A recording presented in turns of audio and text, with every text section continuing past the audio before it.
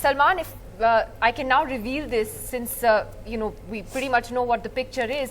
You are actually one of the few Congress leaders who said to me yesterday that you felt that Congress could really fall well below the 100 mark, and unfortunately for you, that has come to be true. Why did you think that? Well, you do your own assessments, you talk to different people, and of course you look at, there are lots of factors that go into that. That is what I guess I must have told you privately. But the trends seem to be clear right now. It seems that the strategy that Narendra Modi and Amit Shah and the BJP came up with, I think they knew that they were going to face some losses, and they knew that to make up for those losses. Frankly, if you look at the amount of, let's say money and media attention that the Prime Minister gets, of course, then they convert that into a presidential election. Then, I'm not surprised by this kind of, I'm disappointed. I hope things improve for us, as the counting goes on. But I'm not really surprised by what has happened.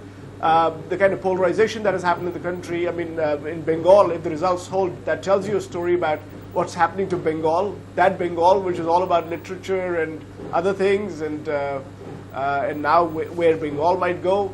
But at the same time, the opposition has to figure out a way to do better, to defeat the BJP. And I'll tell you one thing. When we were 44, we still fought.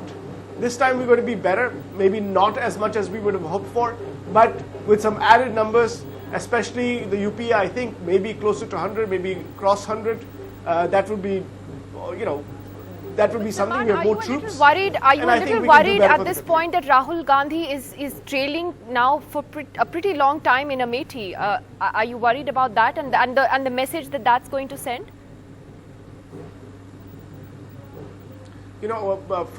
From all accounts, including exit polls, by the way,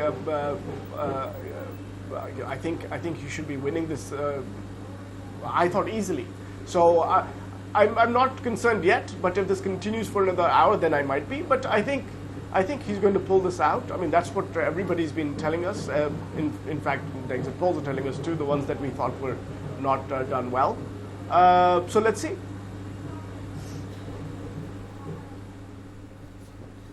Salman, Srinivasan Jain here. Just a question on, if you really look at some of the things that the Congress could have done differently, and this comes up again and again, that you simply don't have the modern political machine that it takes to fight elections. There's an Amit Shah playbook. Everybody knows what that playbook is. Why does the Congress struggle to put that into action?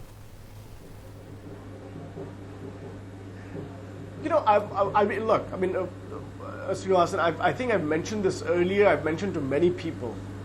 The playbook for the BJP is relatively simple. You take in a lot of money from big businesses, and you basically try and compromise a lot of the media. And then in the media, you push a certain narrative continuously and elevate Narendra Modi. And then you make the election into a presidential election. And look at the coverage that the Prime Minister gets. Look at the coverage the opposition parties get. There is no comparison. If you take me and give me the same media and money attention that the Prime Minister gets, even I'll get 20% of the vote in this country. The playbook I meant. That's the reality. Now, that's not the playbook I meant. I meant your ground game. I meant your booth management. I meant your building a party structure on the ground. All of us who travel on the ground couldn't find these mythical Congress workers. I understand what you're saying, but from what I've seen, it takes a lot of effort, frankly, to take that organization, which has been in difficulty. In fact, our own Congress president said that our weak point is our kind of we've been disorganized. But I think that really remains a big challenge, and that is, I think, a top priority. The other thing is that I personally feel that candidates should be told well in advance, what that you're contesting. That gives people an opportunity. I think we have to be much more direct on issues of nationalism, patriotism, national security. Much more direct. We had to hold the government accountable in a better way, I think. Do you think that and the I think we had to Chowkidar push our Chor own was a positive mistake? narrative Do you as think well. it backfired? Do you think that attacking Mr. Modi personally for being corrupt perhaps didn't quite go down, and spending so much time on Rafale, which may be an important issue, but may not have really resonated with voters the way you wanted? Well, that kind of an assessment, I think, frankly, it's too early for us to kind of say whether that was the reason or something else was the reason.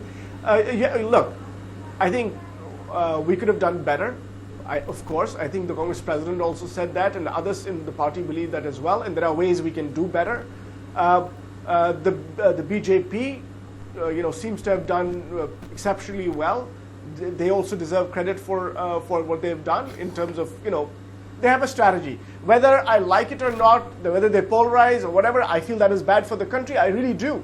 I really believe that the path that the BJP is taking this country on is bad for the country.